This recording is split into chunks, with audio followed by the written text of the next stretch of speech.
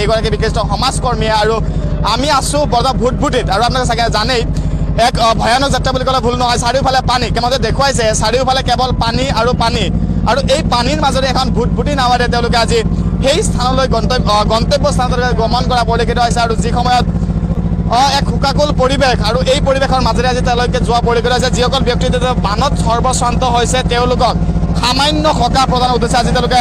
সেই ঠাইলৈ যোৱা পৰিলক্ষিত মই আগুৱাই আহিবলৈ আহ্বান কৰিছোঁ কেমাতি টকা আৰু মই তাতে আপোনাৰ ওচৰলৈ আহিছোঁ আচলতে দেখা গৈছে যে পূৰ্বৰ মঙলদৈ সমষ্টিৰ লোকসকল বৰ্তমান দলগা বিধানসভা সমষ্টি অন্তৰ্ভুক্ত হৈছে আৰু পুঠিমাৰী গাঁও পঞ্চায়তৰ অঞ্চলসমূহ ইতিমধ্যে বানে সৰ্বশ্ৰান্ত কৰি পেলাইছিলে বান সাহায্য লৈ আহিছে কি ক'ব আচলতে আমি দুখেৰে ক'বলৈ হ'লেও উপায় নাই প্ৰাকৃতিক দুৰ্যোগ এটা সৃষ্টিকৰ্তা আমাৰ মাজত বানপানী সময়ে ভূমিকম্প কেতিয়াবা বিভিন্ন ধৰণৰ দুৰ্যোগ আহে আমি বানত আজি যিটো অৱস্থাত হৈছোঁ আমাৰ পুঠিমাৰী গাঁৱত আমি যাব ওলাইছোঁ তাতে বানগ্ৰস্ত যিখিনি মানুহ আছে সেইসকল মানুহক আমি একদম নগণ্য এটা কিবা আমি লৈ গৈ আছোঁ